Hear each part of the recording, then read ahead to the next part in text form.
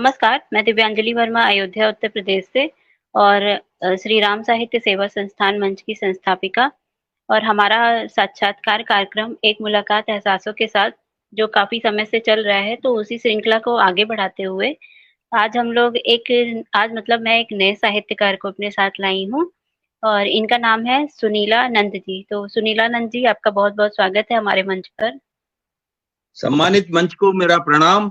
और मुझे आज बेहद खुशी है आप जैसे प्रबुद्ध साहित्यकारों के साथ में जुड़ने का और इस मंच से जुड़ने के। धन्यवाद। जी, जी। जी, और मैं बता दूँ कि सुनीला नंद जी बहुत ही अच्छे साहित्यकार हैं और बहुत अच्छी-अच्छी रचनाएँ और कविताएँ लिखते हैं और इनका ख़ास गुण जो है वो ये है कि ये किसी के नाम से भी कविता लिख सकते हैं, मतलब कि अगर कोई इनको अपना नाम बताए तो उस नामों के अलग-अलग शब्दों से भी ये कविता लिख सकते हैं। साथ ही बहुत सारे जो लोगों को विशेष देते हैं, शुभकामनाएँ देते हैं, तो उससे भी बहुत अच्छी-अच्छी कविताएँ लिख सकते हैं। ये इनका सबसे ख़ास गुण है और बाकी तो ये बहुत सारे मंचों पे एक्टिव रहते हैं, बहुत सारी प्रतियोगिताओं में भाग लेते हैं और साथ ही साथ काव्य सम्मेलन में भी भाग लेते रहते हैं। तो मैं हमारे साथ जो हमारे दर्शक जुड़ रहे हैं, उनका भी बहुत ही स्वागत करना चाहूँगी। आप सब यूँ ही जुड़े रहिए और अपने कमेंट से सुलीला नंद जी का उत्साहवर्धन करते रहिए। अब जो है हम सुलीला नंद जी से ही उनके बारे में आगे की बातें जानते हैं और जानते हैं कि उनका साहित्यिक सफ़र कब से शुरू हुआ, कैसा रहा और किस तरह वो साहित्य के क्षेत्र में आगे बढ़े और उन्हें कितनी सारी उपलब्धियाँ मिली। तो सुलीला नंद जी, आप जो है हमारे दर्शकों को अपने बारे में बताइए। जी, सबसे पहले मैं मंच का आभार व्यक्त करता हूं और आप सभी को ये बताना चाहूंगा कि मेरा साहित्य से ये जो प्रेम है, इसको करीब-करीब 50 से 55 साल होने आ रहे हैं। मेरी उम्र अभी इस समय 65 वर्ष है। मैं भारतीय रिजर्व बैंक जयपुर में प्रबंधक के पद से सेवानिवृत्त हुआ 2019 वर्ष में। और जब मैं बचपन में लिखता था तो हमारे एक चाचा जी थे, अब वो इस समय नहीं है, और वे हमारी कविताएं रचनाओं को अपने अखबार में मैगजीन में निकाला करते थे, आगरा उत्तर प्रदेश में। और चूंकि हम भी उत्तर प्रदेश से ही जहां तक हमारा संबंध है, हमारे पिताजी दादाजी सब उत्तर प्रदेश और खासकर मथुरा आगरा के ही क्षेत्र से हम लोग आए, पर हमारा व्यवसाय या प्रोफेशन या सर्विस के तहत हम जयपुर में रह रहे हैं पिछले 50-55 सालों से। तो बचपन में जब वो चाचा जी हमारी रचनाओं को, हमारे छोटे मोटे चुटकुलों को वो अपने अखबार में प्रकाशित करते थे, तो हमें बड़ी खुशी होती थी हमारा नाम देखकर। और इसी को आगे बढ़ाते हुए हमारे मन में इच्छा पैदा हुई कि हम भी कुछ गीत लिखें, कविताएं लिखें, रचनाएं लिखें, कहानी लिखें। तो धीरे धीरे इस फील्ड में मेरा रुझान बढ़ता गया और आज मैं पिछले जब समय को मुड़कर देखता हूं तो मैं बड़ा अपने आप को आनंदित और गौरवान्वित महसूस करता हूं। बहुत से लोगों से जुड़ा, आकाशवाणी जयपुर से मैंने विभिन्न विषयों पर अपनी रचनाएं प्रस्तुत करी, गीत प्रस्तुत किए, और राजस्थान विश्वविद्यालय, भारतीय रिजर्व बैंक, बैंकों के अन्य संगठन और जहां भी काव्य सम्मेलन होते थे, वहां मैं अपनी प्रस्तुति से लोगों को जो भी मेरे विचार थे वो उनके सामने रखता था और बड़ा ही आनंद आता था। और इसी तरह से मेरे को समय समय पर कई मैगजीन, अखबार, पत्र पत्रिकाओं में प्रथम पुरस्कार से सम्मानित किया जाता रहा है। और जहां आपने बताया तो पढ़ने लिखने का शौक के कारण ये मेरी यात्रा आज भी सतत अनवरत जारी है। बहुत ही अच्छी बात है ये और बहुत ही खुशी हुई जान के कि आप बचपन से लिख रहे हैं। सुनीला नंद जी, मैं ये जानना चाह रही थी, आपने बताया आप बचपन से लिख रहे हैं, तो बचपन में आपको मतलब लिखने की प्रेरणा पहली बार किससे मिली थी? और आपने पहली जो कविता या चुटकुला जो लिखा था वो आपको याद होगा तो उसके बारे में भी चर्चा कीजिए। हाँ, हमारे जो परिवार में एक चाचा जी थे, संत कुमार जी मित्तल, वो आगरा में जो अखबार पत्रिकाएं निकलती थी उसमें हमारे नाम से वो लिखते, तो वो स्वयं थे पर वो हमारे नाम से डालते थे। जब भी जयपुर आते थे तो हमको बताया करते थे कि भाई देखो आपके नाम से ये प्रकाशित हुई है। तो हमने सोचा लिखते वो हैं और सारा काम वो करते हैं, नाम हमारा देते हैं, तो हमको प्रेरणा मिली कि हम भी लिखें। उन्होंने हमको प्रेरणा दी और सबसे पहले हमारे प्रेरणा के जो सूत्र थे, नायक थे, वो हमारे चाचा जी श्री संत कुमार मित्तल जी थे। धीरे धीरे हमने अपना चालू किया लिखना पढ़ना और जैसे जैसे हमारी रुचि बढ़ती गई हमने वो चालू किया। जहां तक आपने पूछा कि कोई उस समय के चुटकुले या व्यंग या जो भी है, तो मुझे एक ऐसा ध्यान आ रहा है चुटकुला जो उन्होंने वहां प्रकाशित किया था कि एक बहुत छोटा बच्चा हवन के दौरान बैठा हुआ था और हवन का जो यज्ञ होता है उसमें आहुति दी जाती है, मंत्र बोले जाते हैं। तो बच्चे के सामने कई तरह के वहां पे प्रसाद के रूप में फल वगैरह भी रखे थे। बच्चा काफी समय से बैठा देख रहा था और जैसे ही वो आहुति दी जाती, जैसे उसमें बोला जाता है, ओम भूर्भुवः स्वः तत्सवितुर्वरेण्यं भर्गो देवस्य धीमहि धियो यो नः प्रचोदयात् इदं मम गायत्री। तो बच्चों को लगा कि ये जो फल है ये आहुति में देने की जगह उसने अपने मुंह में डाल लिया। तो सब बड़े खुश हुए कि देखो बच्चा भी कितना तन्मयता से देख रहा है। तो इस तरह का एक मेरे को याद आ रहा है चुटकुला, व्यंग। और जीवन में इस तरह के बहुत सारे प्रसंग हमारे साथ में होते रहते हैं जहां स्वतः ही कुछ ना कुछ घटनाओं से वो चुटकुले, व्यंग या कुछ गीत बन जाते हैं। जी सही कहा आपने, बहुत अच्छी बात बताई आपने। और अच्छा है, मैं तो ये कहूँगी कि जो लोग सुन रहे हैं उनको भी अपने घर में छोटे बच्चों को इससे मतलब प्रेरणा देनी चाहिए कि वो भी कुछ लिखें और साहित्य के क्षेत्र में आगे बढ़े, क्योंकि आजकल नाच गाने में ही बच्चे ज़्यादा ही इंटरेस्ट लेने लगे हैं और साहित्य से जी एकदम जी, अलग ही हो गए हैं। बिल्कुल सही सुनीलानंद जी, फरमाया। अब हाँ, अब मैं आपसे जानना चाह रही थी कि साहित्य के अलावा आपकी और क्या-क्या रुचियाँ हैं? साहित्य के अलावा मेरी बहुत सारी रुचियां हैं। सबसे पहले मेरे को पेंटिंग बनाने का शौक है, जो कि मैं बचपन से oil painting, water colour painting इत्यादि बनाता आया हूं और उसमें मुझे कई पुरस्कार मिले हैं। और साथ में मैं स्केचिंग भी करता हूं। फोटोग्राफी के सारे मेरे पास में इंस्ट्रूमेंट है, फोटोग्राफर की भी शौक है। इसके साथ साथ मुझे घूमने फिरने का शौक रहा, तो मैं हिमालय की सारी सुदूर यात्राएं कर आया। पहाड़ों पे माउंटेनिंग के सारे कोर्स के तहत मैं सारी यात्राएं कर आया। और जब भी मैं जाता था बैंक के काम से या अपनी यात्राओं में, तो मेरे साथ में मेरा कैमरा रहता था और मैं सुबह सुबह मॉर्निंग में वो सारे दूर सुदूर स्थान पर जाके उनके चित्र खींचता था और फिर उन चित्रों पर अपने गीत रचनाएं लिखता था। इस तरह से मेरा जो समय है पिछले 40-50 साल का वो निकला और मैंने करीब करीब सभी स्थान, राजस्थान के तो सभी स्थान और उत्तराखंड में जहाँ हिमालय है और आसपास के आसाम वगैरह के सारे दृश्य मैंने उस कैमरों में कैद कर रखे हैं और उनको गीत कविताओं में अपनी रचनाओं से उसको मैंने अपने संग्रहित कर रखा है। कभी कभी इच्छा करती है तो मैं अपने वीडियो में कैमरे से, जो डिजिटल वीडियो कैमरा है उससे मैं अपने टीवी में उसको देख लेता हूँ और उसी समय उस समय का जो मन था, आनंद जो मिलता था, वो वापस मेरा ऊर्जा मिल जाती है। नई ऊर्जा से मैं अपने आप को संचारित महसूस करता हूँ। सही कहा, ये तो बहुत ही अच्छी रुचि है आपकी। और कहते हैं ना कि एक साहित्यकार जब ऐसी जगहों पे जाता है तो उसका और लिखने के लिए उत्सुकता बढ़ती है, मन करता है लिखने का। और इसके अलावा मैंने कई भाषाएं सीखी। अपने बैंक काल के दौरान हमारे घर के सामने ही राजस्थान विश्वविद्यालय है। हमारा जो निवास है वो डी आर्ट गणेश मार्ग, बापू नगर, बहुत ही फेमस जगह है। बिरला मंदिर है, बगल में ही गणेश जी का मंदिर है और सामने राजस्थान विश्वविद्यालय का बहुत बड़ा प्रांगण है। तो मेरा पढ़ाई का लिखाई का शौक रहा, मैंने लॉ किया। सर्वप्रथम तो मैंने बीकॉम किया था, उसके कारण से मेरे को रिजर्व बैंक की नौकरी मिली। फिर धीरे धीरे मैंने लॉ किया, प्रोफेशनल लॉ 3 साल का। उसके बाद में मैंने मास्टर ऑफ लॉ किया जिसमें मैं गोल्ड मेडलिस्ट मुझे मिला। और उसके बाद में मैंने जर्मन भाषा सीखी 2 साल और 2 साल मैंने फ्रेंच भाषा सीखी। भाषाओं को सीखने का मेरे जो प्रेरणा मिली वो हमारे एक प्रिंसिपल साहब थे जो हमारे घर में रहते थे। वो विभिन्न तरह की भाषाओं में बात करते थे, उनके अंग्रेज मित्र आते थे, तो मुझे लगा ये भाषाएं कौन सी बोलते हैं। तो मेरे को शौक हुआ, उस कारण से मैंने वो भाषाएं सीखी। आज उन भाषाओं को सीखने का सबसे बड़ा जो मेरे को लाभ मिल रहा है, एक तो मैं किसी भी व्यक्ति से किसी भी भाषा में बात कर सकता हूं। दूसरा, जो संस्कृत भाषा है हमारी प्राकृत भाषा संस्कृत जो हमारी जननी है, ये सभी भाषाओं का उद्गम संस्कृत भाषा से हुआ है। और खास आपको एक बात बताऊं कि संस्कृत भाषा में यदि किसी ने यहाँ पर एमए या पीएचडी कर रखी है तो उसको जर्मन भाषा में पीएचडी करने के लिए विशेष लाभ दिया जाता है, क्योंकि जर्मन भाषा भी संस्कृत भाषा से ही निकली है। और जर्मन भाषा जो है थोड़ी सी क्लिष्ट भाषा है, फ्रेंच के मुकाबले थोड़ी हार्ड भाषा है। तो सबसे पहले मैंने जर्मन भाषा सीखी 2 साल, उसके बाद में मैंने फ्रेंच भाषा सीखी। ये तो आपने बहुत ही रोचक और अच्छी जानकारी दी कि मतलब वो संस्कृत सीखने के लिए उससे छूट मिलती है।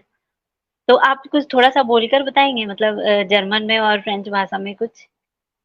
हाँ, बहुत सारे जो शब्द हैं हमारे जर्मन भाषा के या फ्रेंच भाषा के, वो हमारे आम दिनों में हम उसको यूज़ में लेते हैं, प्रयोग में लेते हैं, पर चूँकि हमारा ज्ञान सीमित होता है, तो हमें पता नहीं पड़ पाता कि ये शब्द कहाँ से लिए गए।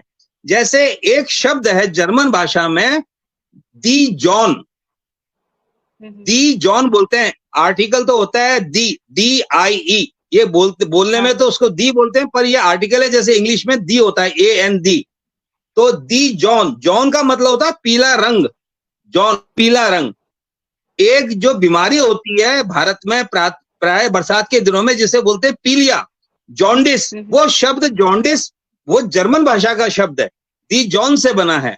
इसी तरह से पहले जो शादी के निमंत्रण पत्र होते थे, उनमें नीचे इंग्लिश में एक जगह लिखा रहता था RSVP, शॉर्ट फॉर्म में RSVP। ये फ्रेंच का शब्द है, जिसका मतलब होता है, जिसका पूरा जो उसका शब्द है, रेपोंदे सिल्वू प्ले, रिप्लाई इफ यू प्लीज। यदि आप उस कार्यक्रम में सम्मिलित होना चाहते हैं तो कृपया करके इस नंबर पर, इस एड्रेस पर अपना रिप्लाई भेजें। तो RSVP का पूरा मतलब हुआ रेपोंदे सिल्वू प्ले, रेपोंदे सिल्वू प्ले। जैसे मेरे घर में अभी कोई मित्र आए मेरे, तो मैं कहूंगा आंत्रे सिल्वू प्ले, प्लीज कम इन, आसियू सिट डाउन। तो इस तरह से ये जो बहुत शब्द हैं, ये हमारे दैनिक काम में आते हैं। ऐसे ही हम बच्चों को पढ़ाने भेजते हैं स्कूल में, तो सबसे पहले बच्चा LKG UKG में जाता है। ये जो शब्द हैं, ये जर्मन भाषा के हैं। KG का मतलब होता है किंडरगार्टन, और के जो है KIND, ये तो हुआ इंग्लिश में काइंड, पर इसको जर्मन भाषा में किंट बोलते हैं। किंट मतलब बच्चा, एक बच्चा, और किंडर बहुत सारे बच्चे। तो किंडरगार्टन ये बच्चों का बगीचा, LKG लोअर किंडरगार्टन, और ऊपर का जो होता है अपर किंडरगार्टन UKG, ये भी जर्मन शब्द है। बहुत अच्छी और जानकारी दी कोई, आपने, ये तो हाँ मुझे पता नहीं था। हाँ, ये जर्मन भाषा के शब्द हैं। और आपको एक बात और बताऊं, जितने भी जी, जी। इंजीनियर बच्चे होते हैं, वो टेक्निकल होते हैं बच्चे, इंजीनियरिंग सीखते हैं, तो हमारे साथ में पढ़ने वाले अधिकतर बच्चे जर्मन भाषा सीखते थे सबसे पहले, क्योंकि जर्मन जो मशीनरी है, वो वर्ल्ड में सबसे बेस्ट मशीनरी मानी जाती है, जर्मन। और हमारे यहाँ जितनी भी डायग्नोस्टिक लैब हैं, पैथोलॉजिकल लैब हैं, उनमें जो भी मशीनरी है, वो सब जर्मन है। तो जर्मन भाषा सीखने का सबसे बड़ा फायदा यह है कि यदि आप जर्मनी जाएंगे, तो वहां पे आपको कोई इंग्लिश नहीं बोलेगा। यदि आपको फ्रेंच आती है तो फ्रेंच थोड़ी काम करेगी, पर यदि आप जर्मन बोलेंगे तो वो जर्मन भाषा में आपको जवाब देंगे। एक बड़ा रोचक उदाहरण है, जयपुर में एक नाहरगढ़ का किला है, बड़ा फेमस फोर्ट है नाहरगढ़ फोर्ट। वहां बहुत बहुत से टूरिस्ट आते हैं, तो मैं अपनी पत्नी के साथ में वहां घूमने गया था। तो वहां एक लंबे कद के जर्मन व्यक्ति मुझे मिले, तो मैंने उनको अपना इंट्रोडक्शन दिया। इश हाई से सुनील गुप्ता।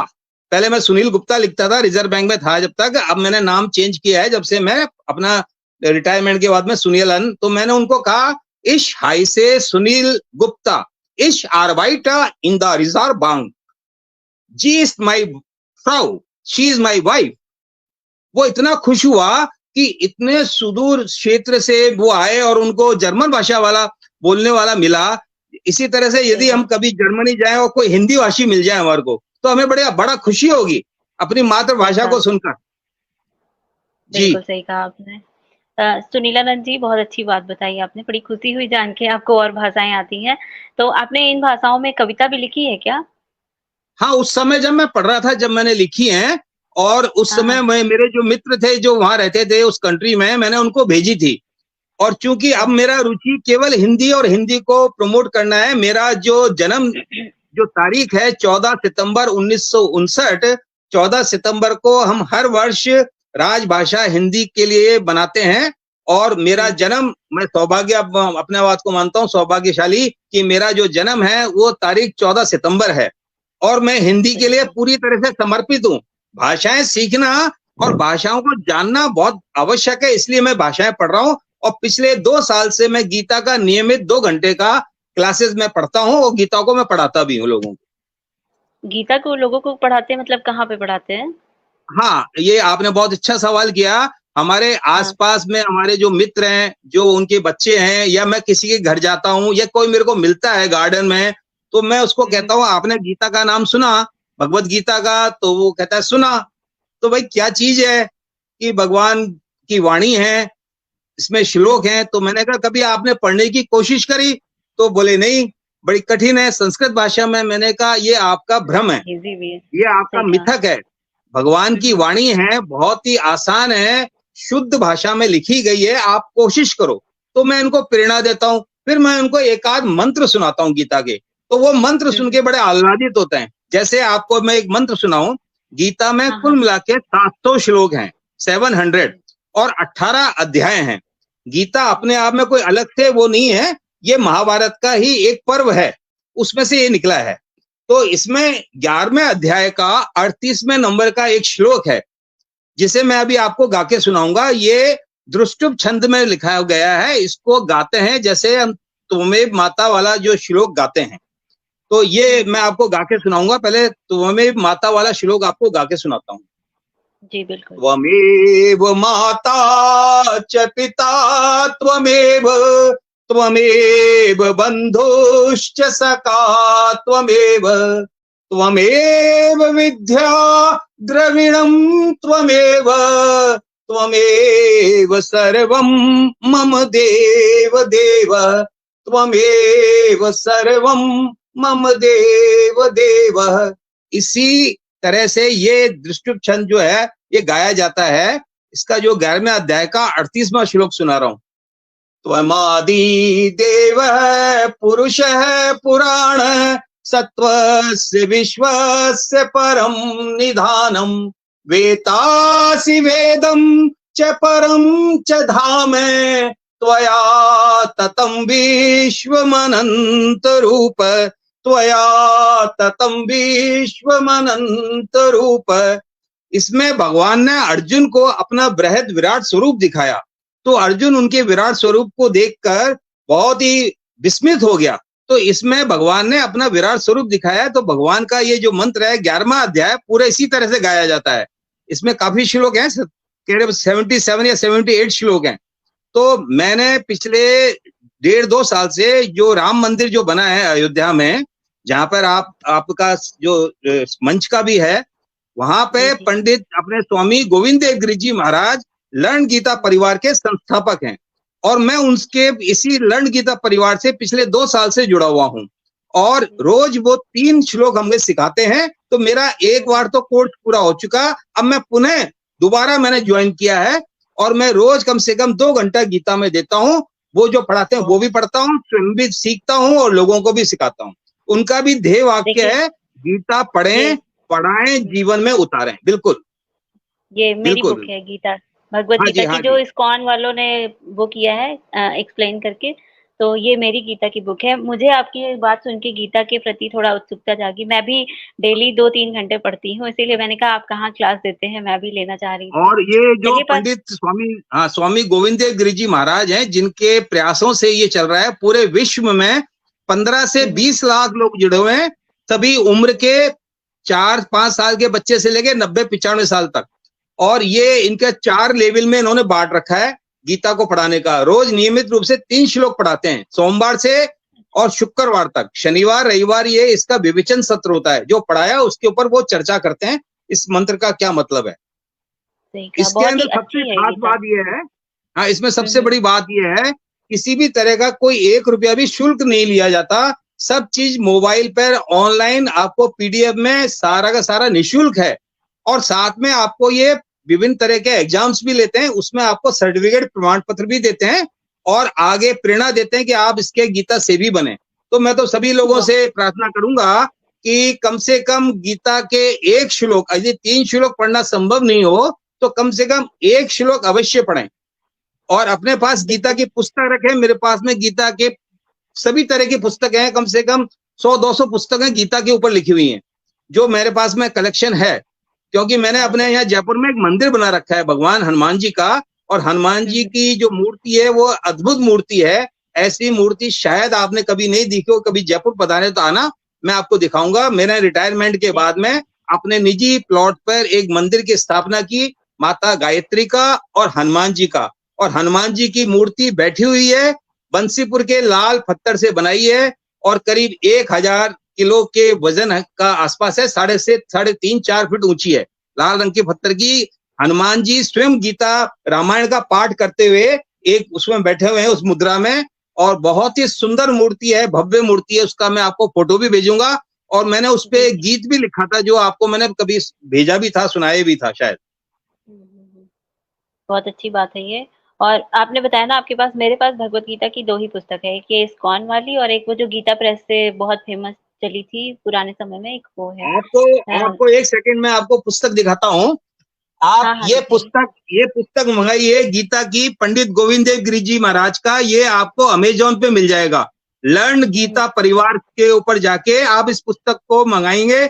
ये हार्ड कॉपी में है, इसका कवर है, और इसमें मंत्र कैसे बोले जाते हैं उसको तरीका बताया, कहाँ पर हलंत है, कहाँ पे विसर्ग है, कहाँ पर जोड़ देना है, कहाँ पर लोप करना है। इस तरह के ये पुस्तक है, बिल्कुल वैज्ञानिक पद्धति से सिखाई जाती है। ये पुस्तक है, आप इसको अवश्य मंगाइए। 135 या 125 रुपए की आ जाएगी। और इसको पुस्तक को आप पढ़ेंगी तो आपको गीता का शुद्ध उच्चारण करना बहुत आसान हो जाएगा। बिल्कुल सही कहा आपने। सुनीला नंद जी, पुस्तक से ही याद आया कि जैसे आपने ये पुस्तक बताया, तो आपकी अब तक कितनी पुस्तकें प्रकाशित हो चुकी हैं, आपकी स्वयं की, हाँ, और ये साथ ही साथ आपने साझा बहुत ही संकलन? हाँ, ये आपने बहुत अच्छा सवाल किया। मेरे पिताजी ने अपने अभी 2 साल पहले उनका निधन हुआ। वो हमारे यहाँ राजस्थान जो लेखाकार है उसमें Indian accounts and audit service के डिप्टी अकाउंटेंट जनरल से रिटायर हुए थे मेरे पिताजी। 92 साल की उम्र में उनका स्वर्गवास हुआ। उन्होंने अपने जीवन में 15 पुस्तकें लिखी और कम से कम 10 से 15 लाख रुपए खर्च किए। मैंने उनको कई बार कहा, इतनी पुस्तकें आपने बनवाई, छपवाई, बांटी, हमने फ्री बांटी। दरअसल अब लोगों का रुचि पढ़ने लिखने में बहुत कम हो गई है। पुस्तकें लोग बहुत कम मंगाते हैं, और जिन्हें हम पुस्तकें देते हैं वो एक उसको बोझ समझ के ले तो लेते हैं, मना तो नहीं कर पाते, और घर में जाके किसी कोने में पटक देते हैं। तो पहली बात, मेरे को पुस्तक के बारे में आपसे ये कहना है कि मैं अपनी स्वयं की पुस्तक कभी भी जीवन में नहीं छपवाऊंगा। उसका कारण है, पुस्तकों के प्रति लोगों का रुझान ना के बराबर है। मेरा तो है, आपका भी है, पर अब धीरे धीरे जो न्यू जनरेशन आ रही है वो पुस्तकें ना तो पढ़ना पसंद करती हैं, ना देखना पसंद करती हैं, और ना उन्हें सहेजना पसंद करती हैं। मेरे पास में हजारों किताबें हैं, पुस्तकें हैं, और उनका कलेक्शन है मेरे पास में। मैंने अपने आज तक की शिक्षा के दौरान जितनी भी मैंने शिक्षा ली, उनकी एक भी कॉपी किताब कभी नहीं बेचा। और विभिन्न विषयों पर मैंने पुस्तकें मांगी, खरीदी और लोगों को बांटी। पर चूंकि मैंने ये देखा कि पुस्तकें लेना बहुत आसान है, देना बहुत आसान है, छपवाना भी आसान है, बात यह कि उन पुस्तकों की उपयोगिता आज की तारीख में बहुत कम हो गई है। वैसे आपका सुझाव अच्छा है, 1 आध 2 5 10 किताबें छाप के अपने पास में रख सकते हैं संग्रह के दृष्टिकोण से। अब मैं आपको बताऊं, मैं रोज लिखता हूं, ये मेरी राइटिंग है। मेरे को अपनी राइटिंग पे कई इनाम मिले हुए हैं, और चित्र स्केचिंग भी करता हूं, मैं रोज लिखता हूं। और लोगों का लिखना, सोचना, विचारना, पुस्तक पढ़ना धीरे धीरे समाप्त हो रहा है। लोगों को शब्द लिखने नहीं आते, मतलब उनसे पेन पेंसिल जो चलाओ तो उनके अक्षर समझ में नहीं आएंगे आपको। मोबाइल की वजह से ये सब इतना वो है। हाँ जी, हाँ जी।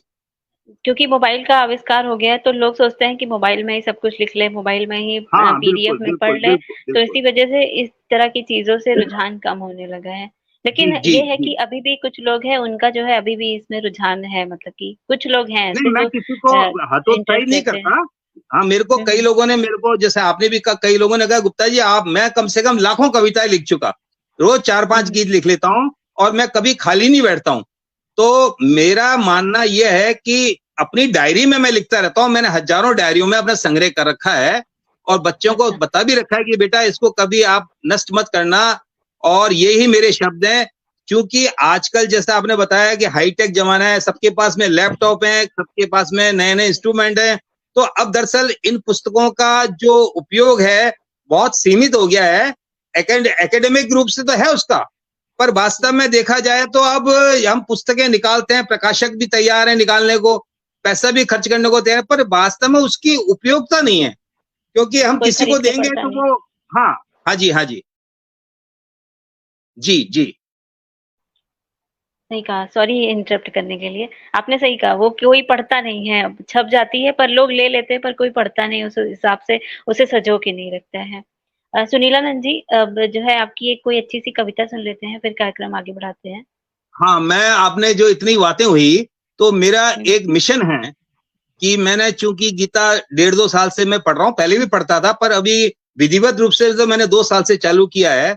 मेरा एक मिशन है, गीता में 700 श्लोक्स हैं, 18 अध्याय, 700 श्लोक, तो 700 गीत माला लिखनी है मेरे को। गीता के प्रत्येक श्लोक पे जो उसका भाव है, उस भाव को अपने शब्दों में साधारण सरल भाषा में लोगों तक वो पहुंचे।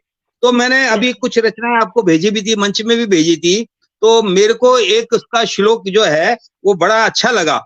गीता के अध्याय नंबर 3 का 19वां श्लोक है। गीता के अध्याय नंबर 3 का 19वां श्लोक है, और ये श्लोक है, तस्माद सक्तस सततं कार्यं कर्म समाचर असक्तो याचरण कर्म परमाननोक्ति पुरुष है। इसका जो मतलब है वो है, तुम अनासक्त होकर सदैव कर्तव्य कर्म का सम्यक आचरण करो, क्योंकि अनासक्त पुरुष कर्म करता हुआ परमात्मा को प्राप्त होता है और सांसारिक माया बंधनों से उसे मुक्ति भी है। ये इस मंत्र का अर्थ है। अब इसको मैंने गीत में एक प्रस्तुत करने की कोशिश करी है और शीर्षक दिया है, बने अनासक्त। गीता में जो अगर देखा जाए तो गीता का जो मूल भाव है वो है, हमार को बिल्कुल किसी भी तरह का आसक्ति नहीं रखनी जीवन में। किसी भी चीज पे हमें, संसार के किसी भी वस्तु में, किसी भी चीज में आसक्त नहीं होना है। तो अब ये कैसे कि हम कैसे मतलब आसक्ति से निकलें, तो इसी बात को लेके मैंने कहा है, बने अनासक्त। इस पे गीत लिखा है, बने सदा हम निर्मोही और रखे ना कोई अपेक्षाएं, करते चले सम्यक आचरण यहाँ पे और करें ना किसी से भी अपेक्षाएं। दरअसल क्या है, हम कोई भी काम करते हैं तो हमारे मन में फल की इच्छा होती है, और यदि फल की इच्छा पैदा हुई तो वही हमारा वो कर्म निष्फल हो जाता है। भगवान कहते हैं, आप कर्म करो और उसको मेरे को अनासक्त भाव से अर्पण करते चले जाओ। इसलिए कर्म में भी 3 तरह के कर्म बताए गए हैं, कर्म, अकर्म और विकर्म। तो हमारे को कर्म तो करना है पर उसमें लिप्त नहीं होना है, उसे कर्तव्य कर्म मान के करना है और भगवान को अर्पण करना है। उसका फल उसकी इच्छा होगी जब देगा, जैसे देगा, पर हम फल के लिए कर्म नहीं कर रहे। जैसे मुझे बहुत से लोग कहते हैं, था आपको प्रमाण पत्र मिलते हैं, हजारों प्रमाण पत्र हो गए, क्या करोगे? मैंने कहा, ये सब जो है मैं किसी प्रमाण पत्र के लिए नहीं लिखता, ये मेरा शौक है और इसको लिखने से मेरा स्वांत सुखाय मिलता है, मुझे आनंद मिलता है, इसलिए लिखता हूं। तो यही बात गीता में इस श्लोक में बताई गई है। तो जिसको मैंने गीत में बताया, पहला अंतरा, बने सदा हम निर्मोही और रखे ना कोई अपेक्षाएं, करते चले सम्यक आचरण यहाँ पर और करे ना किसी की भी उपेक्षाएं,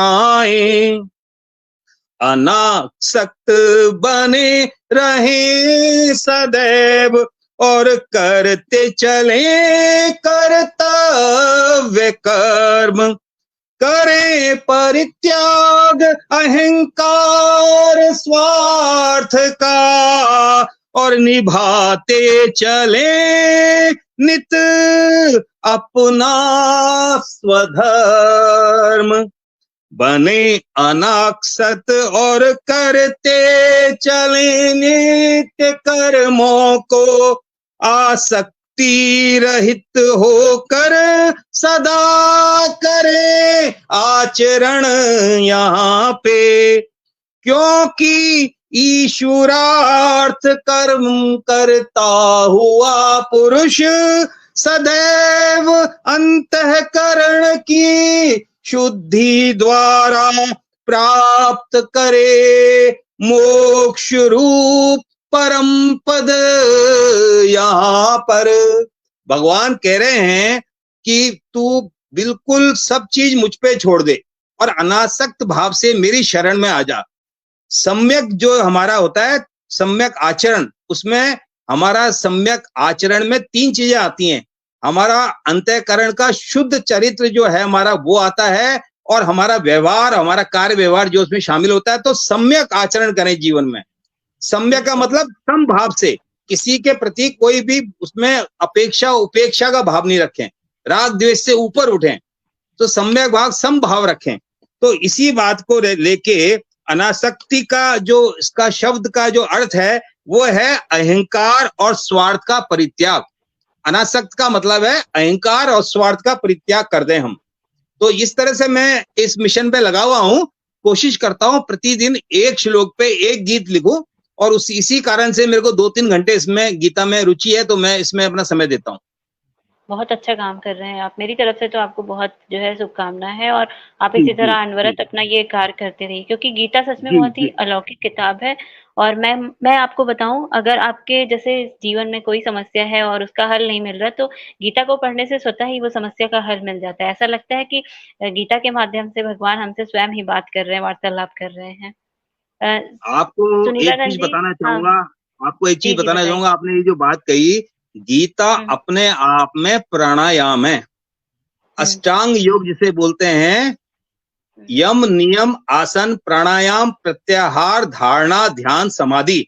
यदि आप गीता 1 घंटा रोज नियमित रूप से पढ़ेंगे और सीधे बैठेंगे, जो आपके इस मुद्रा में बैठेंगे, तो प्राणायाम होता है। क्योंकि गीता के प्रत्येक श्लोक में 8-8 शब्दों से बने, ये प्रत्येक हाँ, चरण में 8-8 शब्द हैं।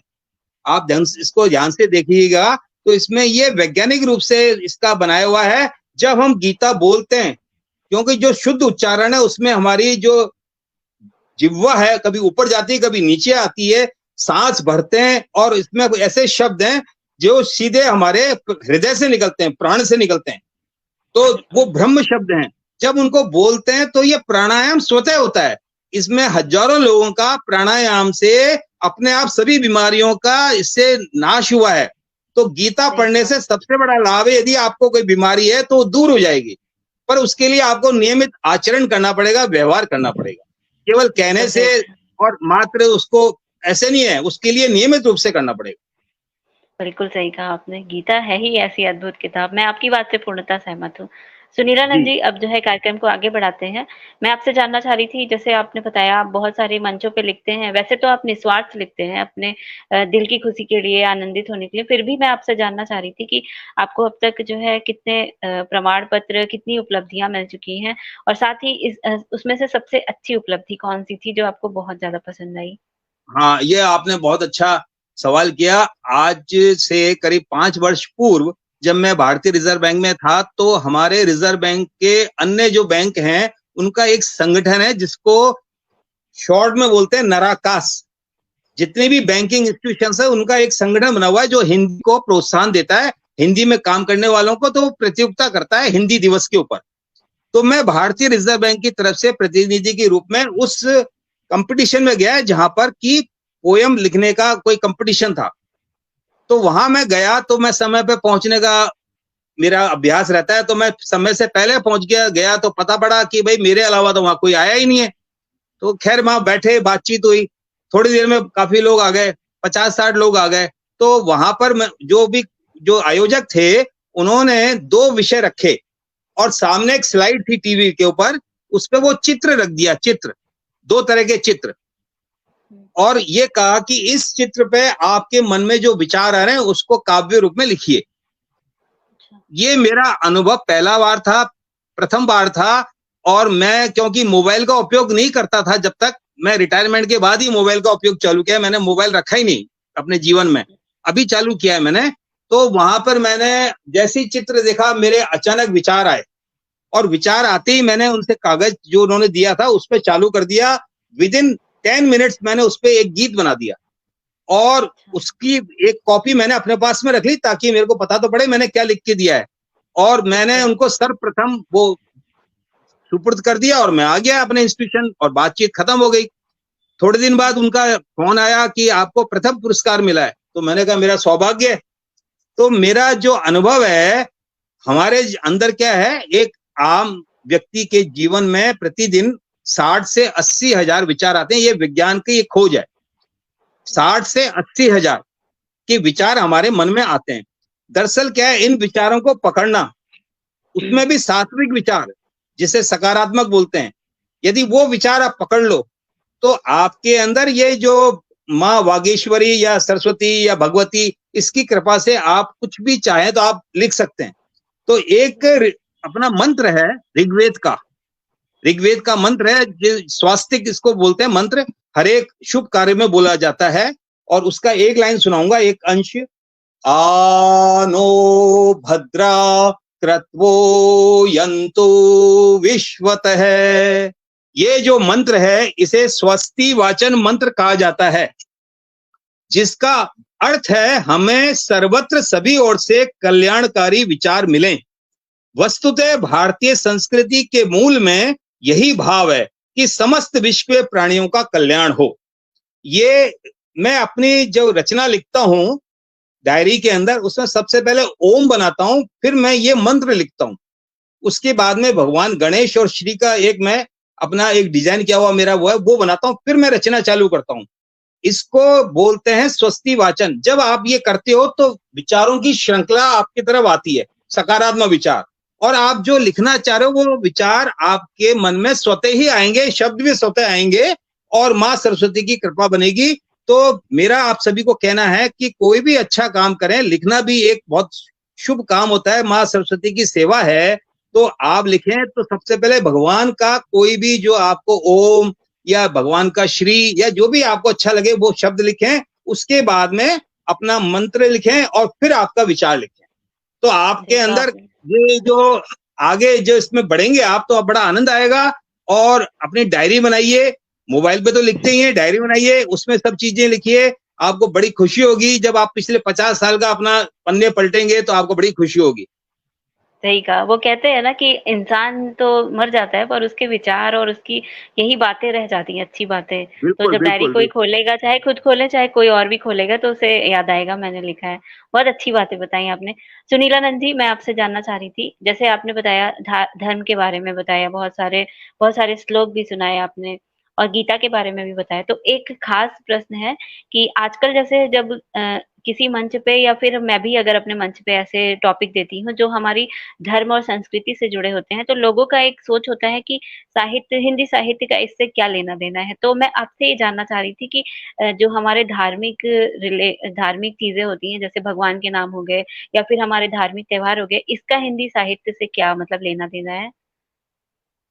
हाँ, आपका प्रश्न बड़ा सामयिक है। आज की तारीख में कभी भी किसी मंच पे या जो किसी जगह बोलते हैं तो आजकल प्रत्येक शब्द को लोग पकड़ते हैं। और चूंकि भारत एक अपना प्रजातंत्र है, सबको बोलने का अधिकार है, तो और खासकर हिंदू सनातनियों के ऊपर दूसरे जो धर्म के लोग हैं वो उस पर प्रहार करने की कोशिश करते हैं। वास्तव में देखा जाए तो जो सनातन हमारा जो धर्म है, जो हमारे वांग्मय हैं, जितने भी वेद हैं, हमारे उपनिषद हैं, जो भी पुराण हैं, ये सारे मानव सभ्यता के शुरुआती समय के भगवान के द्वारा रचे हुए ग्रंथ हैं। और इनको पढ़ने पढ़ाने से ही विज्ञान की उन्नति हुई है, हमारे धर्म की उन्नति हुई है। पर अभी जो जो ये विद्रूपता आई है दूसरे धर्मों के द्वारा पैदा की गई है, वो उनकी शुद्र छोटी सोच है। तो मैं तो यही कहना चाहूंगा कि विशाल हृदय से सभी धर्मों की अच्छी बातों को स्वीकारें।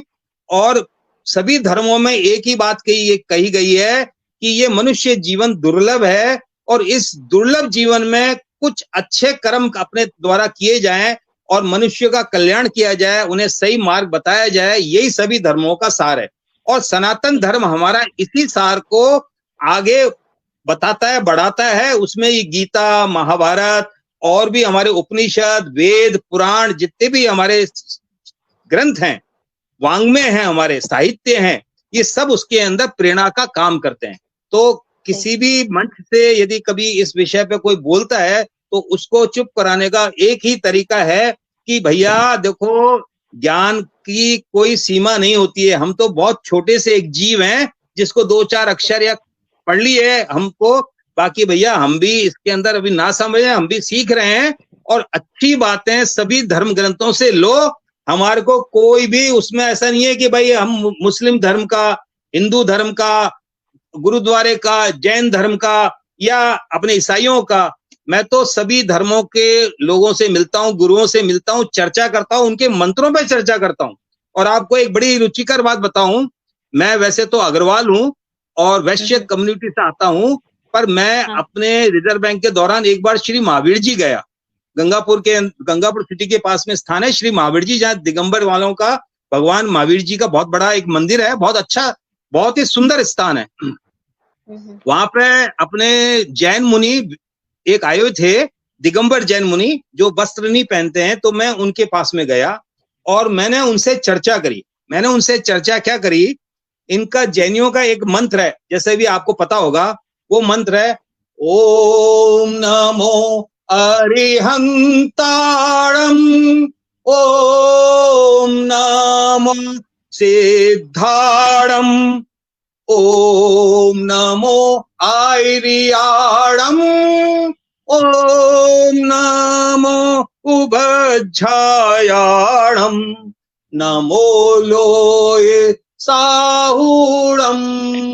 इस तरह से ये एक मंत्र है।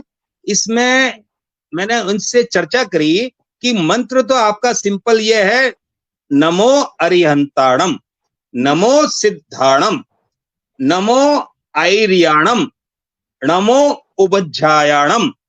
पर ये ओम अगर मंत्र में लगा देते हैं तो इससे मंत्र की शक्ति बढ़ती है या घटती है? ये मेरा सवाल था उनसे। ये आपको बता रहा हूं, कम से कम 10-1 साल पुरानी बात। तो उन्होंने मेरा परिचय जाना, फिर मेरे को बताया कि ओम जो शब्द है ये हमारा अनाहत नाद का स्वर है। ये प्रकृति में हर जगह व्याप्त है और यदि शांति से किसी स्थान पर बैठा जाए तो प्रकृति की जो अनाहत नाद का स्वर उठता है वो ओंकार की ध्वनि होती है। और ओंकार का शब्द को, ओम को लगाने से किसी भी मंत्र की महिमा बढ़ती है, घटती नहीं है।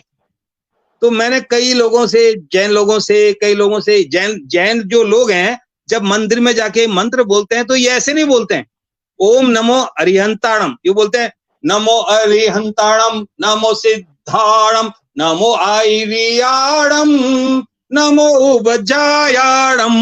अब उनसे कहो कि यदि आप ओम लगा दो तो कितना मधुर इसमें आवाज आ जाएगी और इस मंत्र की शक्ति बढ़ जाएगी। पर उनको समझाना मेरे समझ में, मैं नहीं समझा सकता। और वो स्वतः ही जब कभी भगवान उनको बुद्धि देगा तो समझेंगे, इसमें ओम शब्द का उच्चारण लगाएंगे और बहुत सुंदर लगेगा। मेरे घर में तो जो घंटी कोई बजाता है बाहर से तो ये मंत्र रिपीट होता है। मैं तिजारा भिवाड़ी के पास में स्थान है जहाँ जैनियों का एक बहुत बड़ा मंदिर है, वहां से वो लेके आया था। ओंकार का इनका वो ध्वनि है, उसमें हेमलता जी की आवाज में वो गाया हुआ है इनका मंत्र। तो मेरे तो घर में 24 घंटे बजता है मंत्र। जी जी, बहुत बढ़िया बात है ये तो। मतलब काफी पॉजिटिव आपका घर का जो वाइब है और ऑरा है वो काफी पॉजिटिव रहता है इस मंत्र से। आपको एक बात और सुनीला, बताऊं, हाँ, हाँ हाँ आपको एक बताइए। बीच में एक बार बताऊं। आपने कहा कि आपके घर का जो वातावरण है, दरअसल मेरे को पेड़ पौधों का बहुत शौक है। मेरे घर में हजारों तरह के फलों के, फूलों के, तो मेरा रोज कम से कम 5 से 6 घंटा तो मेरे प्रकृति के साथ में गुजरता है। मेरे जितने भी मकान है जयपुर में 4-5, उन सब में पेड़ पौधे लगाए हुए हैं, पानी के झरने हैं। और आम के समय में आम आ रहा है, नींबू के समय में नींबू आ रहा है, पपीते के समय में पपीता आ रहा है, अनार के समय में अनार आ रहा है। और आपको बताऊं, बाहर का टेम्परेचर 44 डिग्री है, पर मेरे घर में अंदर जब आप घुसोगे तो आपको चारों तरफ हरियाली मिलेगी। 10 डिग्री का अंतर है, 10 डिग्री। पेड़ पौधों से तो हो जाता है, ठंडा रहता है वातावरण। हाँ जी, हाँ जी, बहुत हाँ ही जी। अच्छी बात है। प्रकृति के प्रति आपका प्रेम भी बहुत अच्छा है, इसी तरह आप बनाए रखिएगा, आजकल ये बहुत ज़रूरी है। सुनीला नंद बिल्कुल। जी, अब मैं आपसे जानना चाह रही थी कि एक साहित्यकार का साहित्यिक अरे समाज के प्रति क्या ज़िम्मेदारी होती है? साहित्यकार की समाज के प्रति बहुत बड़ी अहम ज़िम्मेदारी है। हम जो साहित्य में जो कुछ भी लिखते हैं, रचते हैं, बनाते हैं, बुनते हैं, उसमें कुछ ना कुछ मैसेज होना चाहिए। मैं अपने हर एक गीत में, कविता में या कहानी में एक पॉजिटिव मैसेज देता हूँ, ताकि समाज के भटके हुए लोगों को उससे एक मैसेज मिले, कुछ लोगों को प्रेरणा मिले।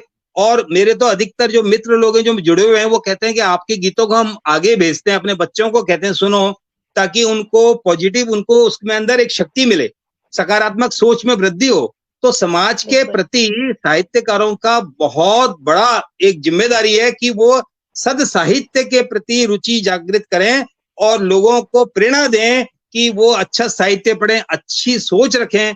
कहा भी गया है कि आपका जैसा आप अन्न खाते हो वैसा मन होता है, जैसा आप साहित्य पढ़ते हो वैसे ही आपके विचार बनते हैं, वैसे ही आपका मन प्रसन्न होता है।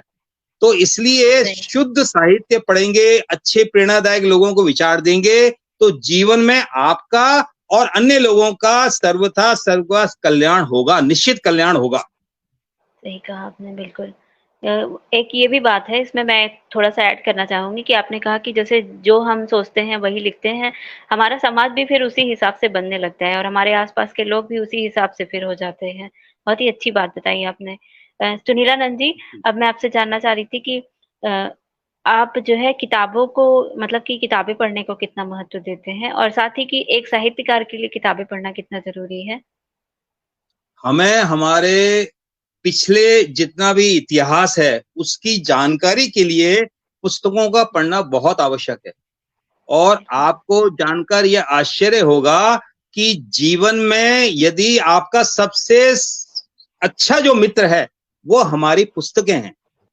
देखो, आज के समय में जो हमारे मित्र हैं, दोस्त हैं, वो अपनी जगह हैं, ठीक हैं, पर उनका कोई ना कोई मतलब स्वार्थ होता है। जब तो वो आते हैं, बातचीत करते हैं, जबकि पुस्तकें होती हैं, ये सदा 24 घंटे हमारे पास में होती हैं, उसमें अच्छे विचार होते हैं, उसको हम पढ़ें हमारे खाली समय में। बल्कि मैं तो कहूँगा रोज सोने से पहले, रात में सोने से पहले कम से कम आधा घंटा, 1 घंटा, जो भी आपकी रुचि है, सत साहित्य वाली किताबें पढ़ें और सवेरे उठें तो उस साहित्य को जो आपने पढ़ा सुबह, उसको दोहराएं। भगवान के बिल्कुल। समक्ष प्रकृति में शांत प्रिय जगह स्थान पे बैठ के। मैं आपको ये बताऊं, एक स्थान है हर्षिल, हुँ, हुँ। उत्तराखंड में। जब कभी आप जाएंगी तो रास्ते में 2 स्थान आते हैं, एक वारसू, एक चंद्रपुरी और एक हर्षिल, 3 स्थान आते हैं।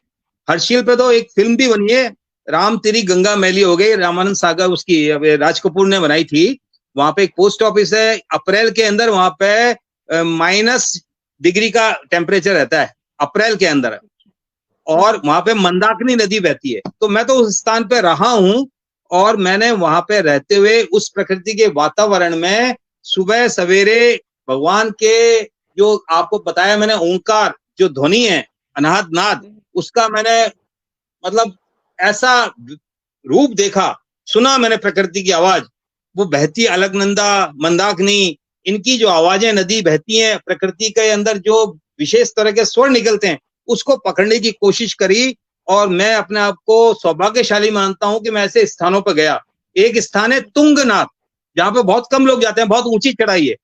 और हाँ, ये हमारा जो है, ये आपका केदारनाथ बद्रीनाथ के रास्ते में ऊपर की तरफ आता है, एक चोपटा स्थान है, ऊखी मठ से इसका रास्ता करता है। फिर आता है अच्छा, चोपता। चोपता जो स्थान है उसको बोलते हैं स्विट्जरलैंड ऑफ इंडिया। वहां पे लाइट नहीं है, चारों तरफ ग्रीनरी है, और शाम को 5 बजे बाद ऊपर नहीं जाया जाता। तो मैं उस दिन जब मंदिर के पट खुले, शिव जी का स्थान है वहां पे, शिव जी का कोई अंग गिरा इसलिए उसका नाम रखा गया तुंगनाथ, बहुत ऊंचाई पर है। तो वो बहुत ही सुंदर स्थान है, कभी मौका मिले आपको तो आप हुँ, अवश्य जाइएगा। मेरे को तो गए 15-20 साल हो गए। और वो तुंगनाथ ऐसा स्थान है जहां प्रकृति के विलक्षण रूप आपको देखने को मिलेंगे, साक्षात, सही मतलब कहा। आप सीधे ईश्वर से जुड़ सकते हैं। दरअसल अ, आपको एक बात बताऊं, ये ईश्वर बिल्कुल। जो है, भगवान जो हुँ, है, भगवान की शब्द के यदि आपसे मैं पूछूं भगवान क्या है, तो आप क्या व्याख्या करेंगे? भगवान क्या है? भगवान यदि ही आपसे परम कोई, ज्ञान हाँ, है। मेरे लिए देखो, भगवान परम ज्ञान है। हाँ नहीं वो आपका ठीक है, पर बहुत से लोगों को पता नहीं है, ये जो भगवान शब्द है इसमें 4 अक्षर की जगह 5 आप इसको मानो, भ, ग, व, आ और न। हाँ अब हाँ, आप अलग इसकी अलग व्याख्या। सुनिए। हाँ, भ से भूमि, ग से गगन, व से वायु, आ से अग्नि, न से नीर। ये पंच तत्व। पंच महाभूत हैं जिनसे हमारा शरीर बना है, जिसे कहते हैं यथा पिंडे तथा ब्रह्मांडे। जैसा हमारा शरीर है वैसे ही ब्रह्मांड है। 80% हमारे शरीर में, संसार में, ब्रह्मांड में जल है, तो हमारे शरीर में भी 80% जल है। तो भगवान यानी कि पंच तत्वों से बना ईश्वर कोई आकृति नहीं है, कोई मूर्ति नहीं है, निराकार है भगवान। तो प्रकृति ही हमारी भगवान है। और भगवान शब्द की व्याख्या आपको मैंने बताई, ये 5 महातत्व हैं, इसी से भगवान बना है, इन्हीं का ये रूप है। अच्छा, मैं इस बारे में कहना चाहूँगी, आपने कहा कि वो भगवान का कोई रूप नहीं होता है, पर जैसे कुछ लोग होते हैं इतने ज्ञानी नहीं होते हैं, तो उनमें जो ज्ञानी बहुत ज़्यादा नहीं होते हैं, तो शायद उन लोगों के लिए एक ये बना दिया गया हो कि उन्हें कोई आकार दे दिया जाए और उसी की वो पूजा करें, जिससे कि उनके लिए आसानी हो थोड़ा। क्योंकि हर बिल्कुल कोई इस बिल्कुल तरह परम ज्ञान को मान नहीं सकता और पूजा कर नहीं बिल्कुल सकता है बिल्कुल, इसलिए। ये आपने बिल्कुल सही फरमाया। दरअसल क्या है, ये शरीर जो हमारा माध्यम है साध्य को प्राप्त करने के लिए, वो भगवान जो है उसकी एक हमने सुंदर आकृति गढ़ी, जो हमारे मन मस्तिष्क में, कल्पनाओं में सबसे सुंदर है, सबसे बढ़िया रूप है, उसको हमने चित्रों में, पत्रों में उसको उकेरा। और उसके बिल्कुल, समक्ष जब हम निरपेक्ष भाव से बैठते हैं, तो हम सीधे प्रकृति से जुड़ने से पहले उसको देखते हैं, उस सुंदर भाव को। तो उस सुंदर भाव से हमारे मन में बदलाव आते हैं और धीरे धीरे हम ईश्वर के निराकार रूप की ओर बढ़ते हैं।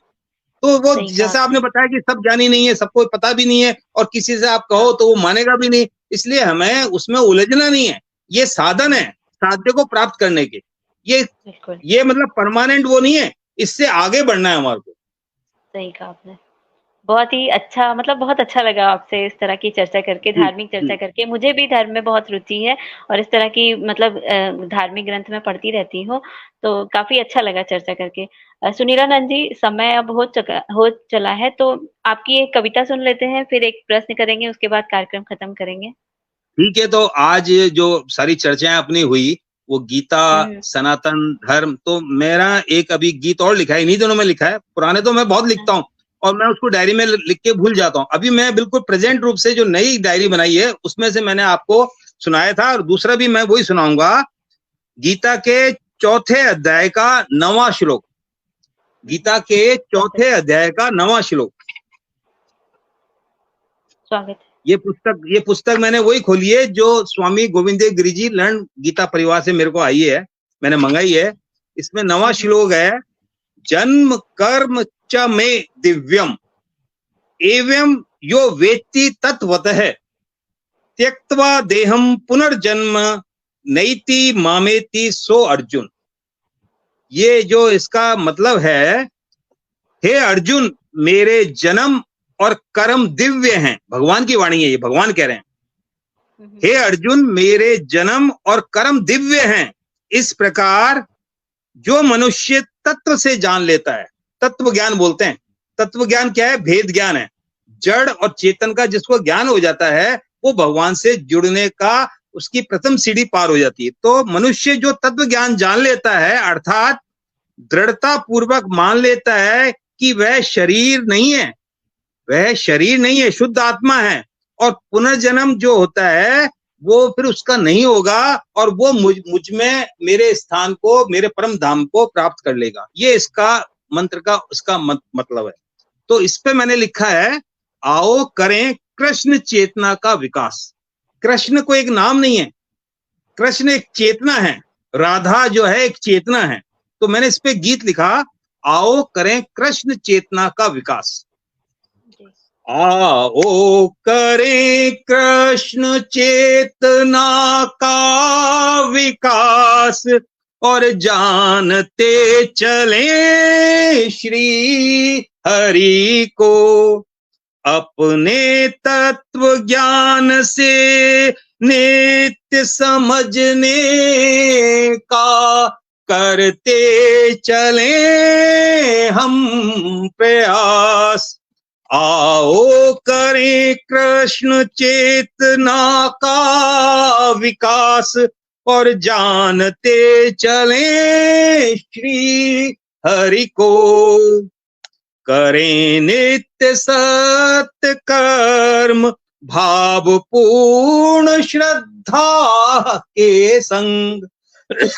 करें नित्य सत्य कर्म भाव पूर्ण श्रद्धा के संग और चले करते अर्पण समस्त फल श्री भगवान के श्री चरणों में हम।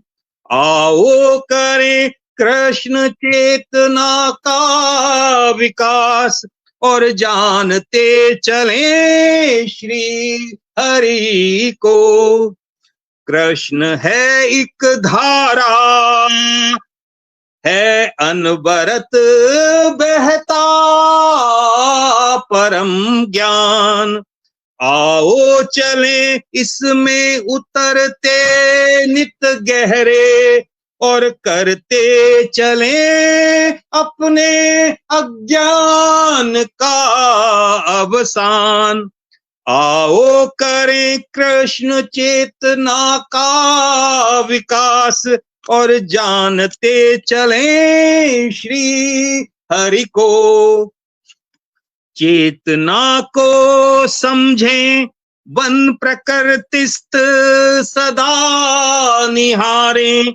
ईश्वर बसता है हर एक कण कण में, इसे निरपेक्ष भाव से स्वीकारें। आओ करें कृष्ण चेतना का विकास और जानते चलें श्री हरि को। कायाधे शरीर से चलें ऊपर उठते और अपने निज स्वरूप को देखें समझें और श्री प्रभु चरणों में स्वयं का करते चले समर्पण। यहाँ पे विकास है जानना स्वयं को स्वयं से। आओ करें स्वयं से निज एक मुलाकात। यही तत्व ज्ञान हमें मिलाएगा श्री हरि कृष्ण प्रभु से। आओ करें कृष्ण चेतना का विकास और जानते चलें श्री हरि को। जय श्री कृष्ण। जय श्री कृष्ण। बहुत अच्छी कविता थी आपकी। बहुत ही मतलब सुन के बहुत ही अलौकिक अनुभव हुआ मुझे। और मैं ये कहना चाह रही थी कि आपके जैसे ज्ञानी, धर्मात्मा, धार्मिक पुरुष से मिलके मुझे ही बहुत ही अच्छा लगा। और आज मुझे बहुत सारी नई-नई जानकारियाँ मिली धर्म को लेके और शास्त्रों को लेके। और भगवत गीता मैं भी पढ़ती हूँ, लेकिन आपने जो बातें बताई वो जो है मेरे लिए बहुत ही रोचक थी और शायद हमारे जो दर्शक हैं उन लोग के लिए भी बहुत ही ज्ञानवर्धक और रोचक रही है। और साथ में आपने जो भाषा को लेके बताया वो भी काफ़ी अच्छा था। तो जाते-जाते सुनीलानंद जी, मैं आपसे जानना चाह रही थी कि आपको हमारे श्री राम साहित्य सेवा संस्थान मंच से जुड़ के कैसा लगा? बहुत ही आनंद आ रहा है। आप जैसे दिव्य और जो साथी हैं आपके जितने भी, वो बहुत ही ज्ञानी पुरुष हैं और नित्य रूप से कुछ ना कुछ हमें प्रोत्साहन देते हैं, कुछ आगे करने के लिए देते हैं, विषय भी देते हैं। और मेरा स्वयं का अनुभव है कि ये जो संस्थान है ये हमारे देश के सनातन धर्म की संस्कृति की रक्षा करने के अंदर एक बहुत बड़ा अपना आहुति दे रहा है और इसी को इसी तरह आगे बढ़ाते रहना चाहिए। साथ में और भी अधिक से अधिक जो लोग जुड़े, उनको मैं कहूंगा, जो भी दर्शक देख रहे हैं, कि आप अवश्य जुड़िए। आपके मन में जो भी विचार है, गद्य पद्य कैसी भी, उसको अपने स्वयं लिखने की कोशिश कीजिए। देखो, हम किसी का लिखा हुआ पढ़ सकते हैं, पर स्वयं का जब तक हम गाएंगे नहीं, पढ़ेंगे नहीं, लिखेंगे नहीं, तो हम आनंद में, क्यों मैं आपको बताऊं, मैं जो भी काम करता हूं उसमें पूरा तन्मयता से डूब जाता हूं। मैं खाना पीना सब भूल जाता हूं। यदि मुझे पेंटिंग करनी है तो मैं सुबह से शाम तक पेंटिंग बनाता हूँ, मैं बीच में कुछ भी नहीं खाता। और वन स्ट्रोक में वो पेंटिंग मेरी आज भी आप देखेंगे 50 साल पुरानी पेंटिंग भगवान की बनाई है मैंने, कई आपको लगेगा आज बनाई है जैसे, इतनी सुंदर पेंटिंग है। अभी मैंने आजकल छोड़ दिया बनाना, अब मैं नए नए विधा में करता हूँ।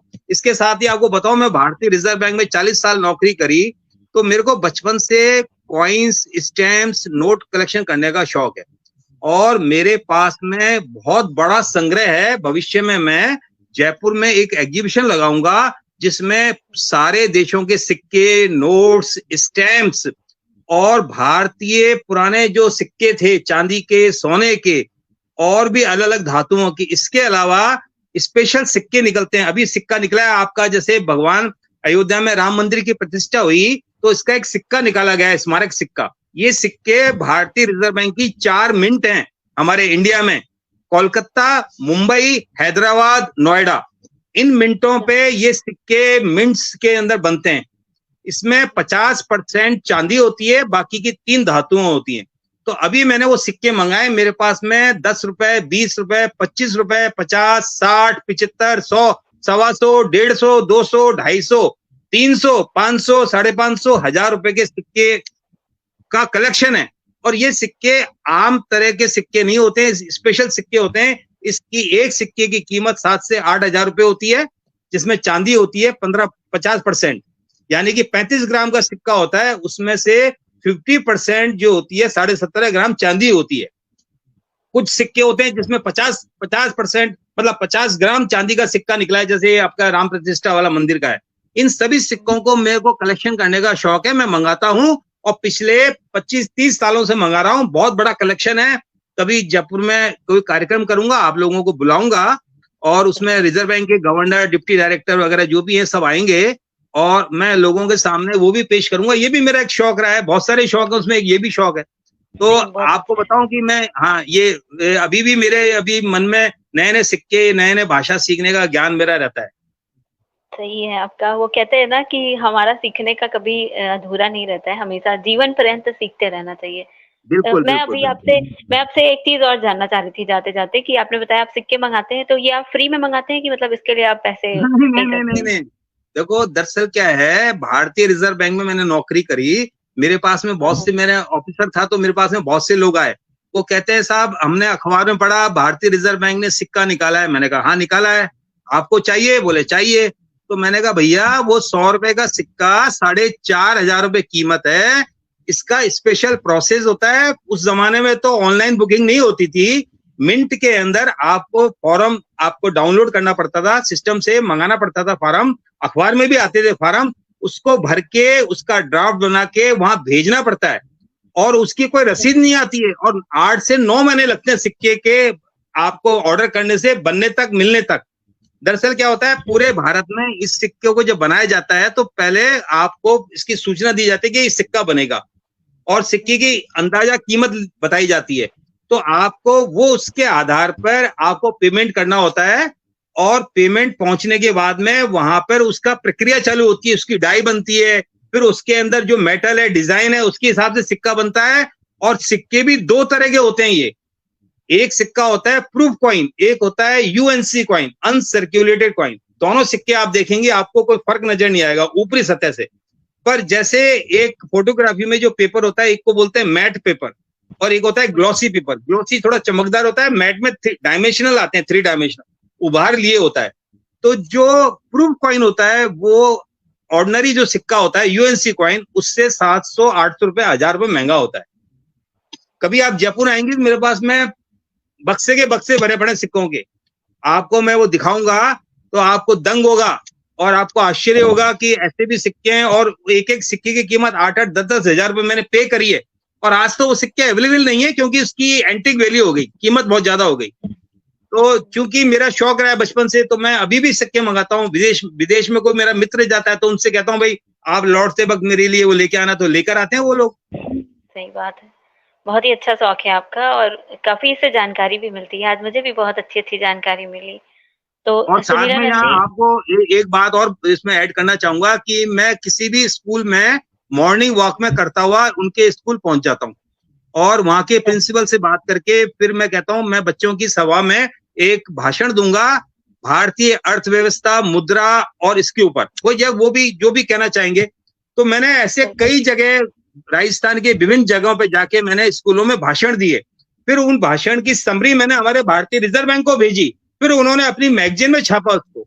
इसको बोलते हैं वित्तीय साक्षरता से संबंधित बच्चों को आगे बताना, वित्तीय साक्षर बनाना लोगों को। फाइनेंशियली लिटरेसी जो होती है वो ये होती है कि हम हमारे बैंकिंग क्षेत्र में हो रहे बदलावों को, जानकारी को अधिक से अधिक लोगों में बांटें। तो ये एक इसका पार्ट है, और मैं तो रिजर्व बैंक में रहा हूं, तो चूंकि मैं उसका पार्ट रहा हूं तो मेरी ये ड्यूटी होती है कि हम हमारे लोगों को समझाएं जाली नोट क्या होता है, जाली सिक्के क्या होते हैं, सिक्के कैसे बनते हैं, इनका कलेक्शन कैसे किया जाए। तो ये बहुत रुचिकर विषय है।